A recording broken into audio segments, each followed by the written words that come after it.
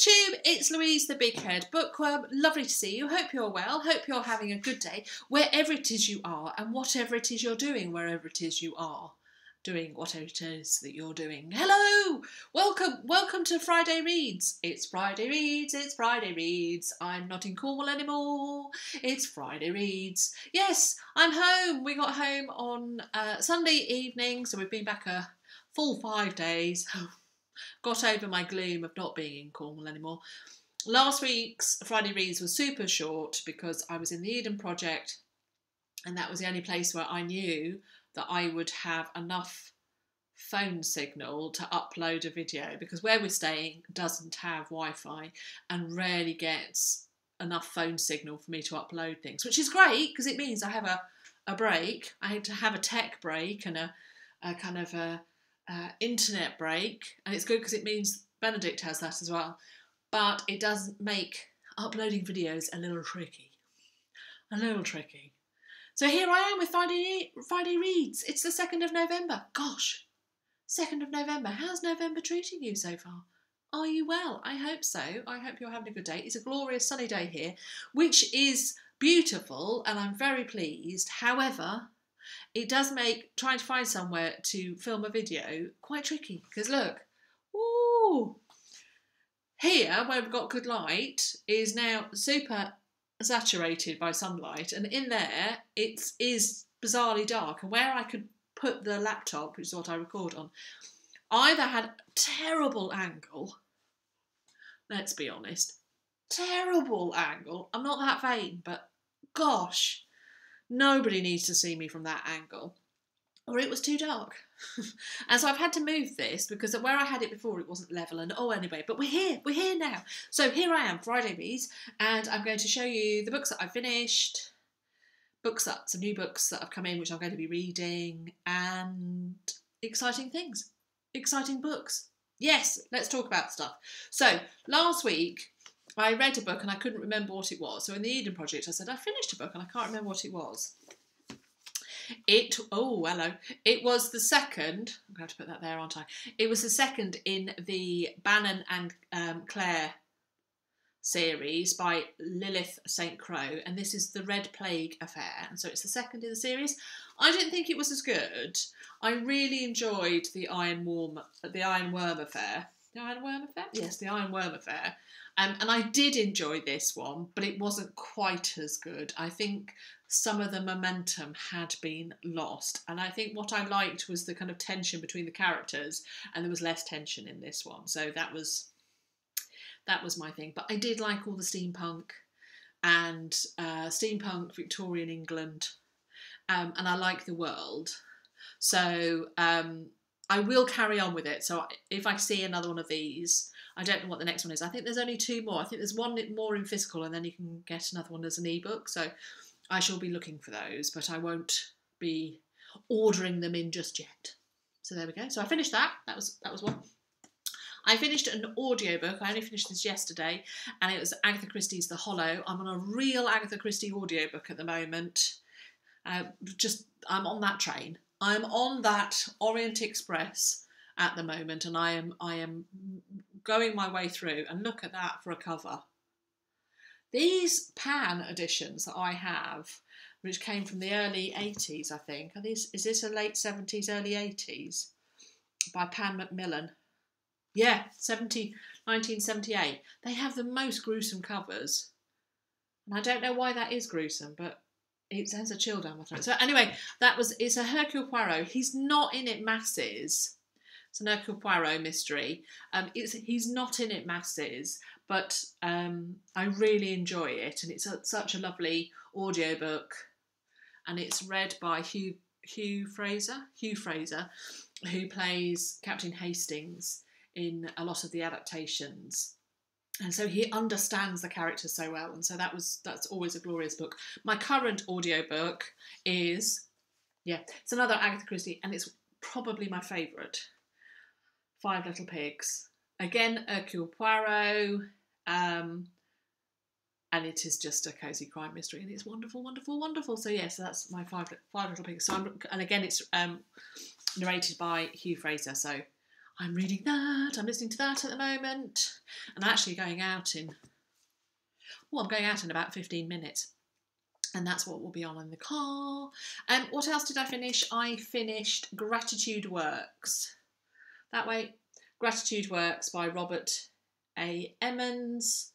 The 21-day programme is the last couple of pages. A lot more about that. It's popular positive psychology, which is I'm finding very interesting about the idea of gratitude, because I'm looking into gratitude and developing a gratitude practice. I have a gratitude practice, but in developing it more and looking into all the aspects of gratitude, about deepening it, about maintaining it, about why it works and why it doesn't work. I'm coming from it from a much more of a spiritual side. This is very much popular psychology with some spiritual stuff, and I think he obviously knows what he's talking about, and is seen as a kind of an authority on popular psychology and gratitude, on the study of gratitude. But I think it fell between two stools of popular psychology and spiritual everyday stuff. He was trying to cover both, and I think would have been better covering it from one angle, not the other, because it had lots of insight, but it kind of skimmed through an awful lot of it.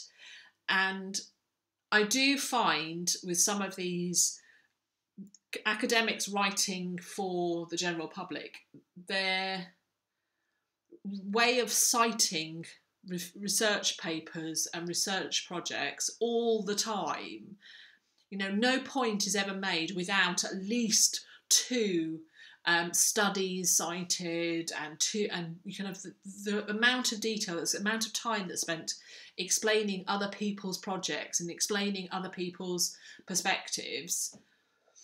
I felt it lost a lot of its impact and it became drier, and I was very much like, yep. I can see the point. He kind of wanted to hammer home certain points about gratitude by citing other studies and other research projects, and it didn't have enough emotional depth and feeling from me. He obviously understands the idea of gratitude and obviously has an amazing gratitude practice himself and is passionate about it, but it felt like he couldn't articulate his passion. He was encumbered by the academia and his background in that. So it was interesting, gave me lots of things to think about, but yes, it was a middling book for me for that one. So that's it. So that's what I've been kind of reading and what have you. So what have I been reading? I picked up The Loney by Andrew Michael Hurley, and I have got to page 28. Now, there's nothing wrong with the book. Guys, it's not a good light, is it? But if I get any more into that, whoa!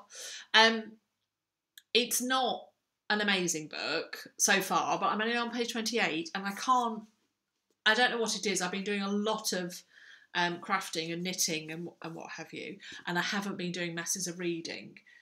I have been reading things. I was thinking when I was putting this together, I haven't read much. But then I know, well, I have, not bad, but it doesn't feel like I've had anything juicy to get myself caught up in.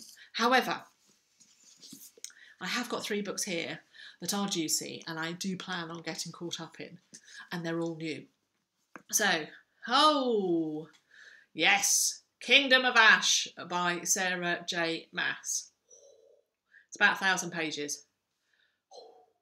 I have started it. Only briefly, 22 pages in, just to kind of dip my toes into it one evening. I just had a little flick through.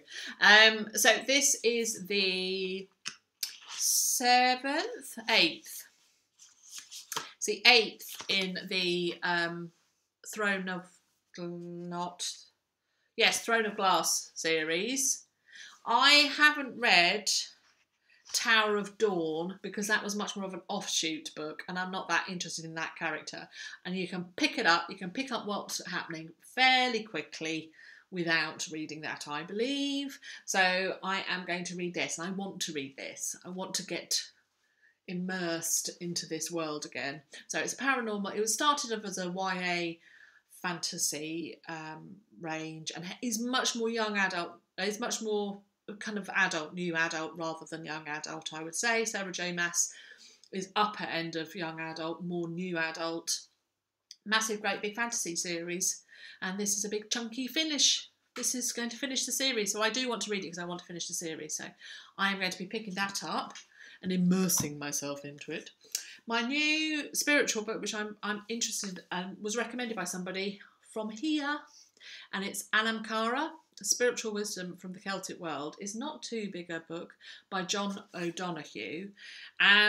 This is, now in this exquisite book, Irish poet and scholar John O'Donoghue shares us the secrets of this ancient world, and it is the Celtic world, in particular the Irish practices.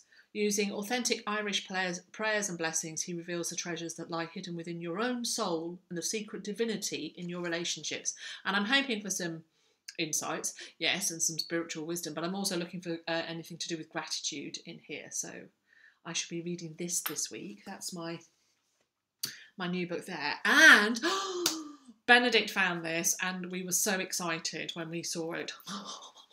It is the second in the Nevermore series. It's Wondersmith by Jessica Townsend, The Calling of Morrigan Crow. Now, we absolutely adored Nevermore, and I got it very much on the advice of Eleanor Reed's books, and so I thought, yes, and I loved it. I bought it for myself with a view that I'd give it to Benedict, and then I read it myself. I loved it, just thought it was brilliant. And then Benedict and I, and the husband, read it at night to Benedict, as we read to him every night. Look at that as a naked hardback.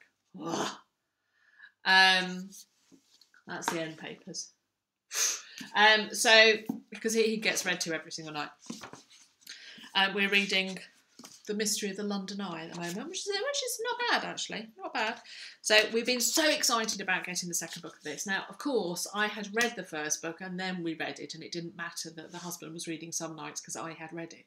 So I am going to read this. I'm going to try and read it this weekend, and then we will be probably starting it next week. So I'm going to read this weekend so that I don't worry about missing certain nights. Otherwise...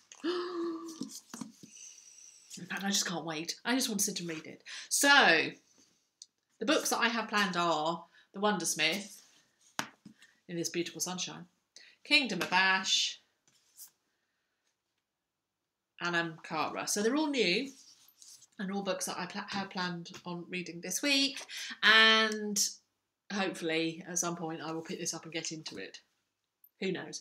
And I'm listening to my audiobook. So there we go. I know. I had lots to show you. I was thinking, I've got nothing to say. I've got nothing to show you. But I did. I had masses. So yes, there we go. And here we are, back in November. And I better finish this because I've got to go now.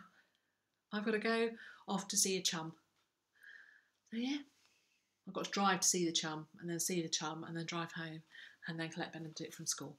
That's the plan for today. So I hope you are well. I hope you're having a good day, and I look forward to seeing you again soon. Bye.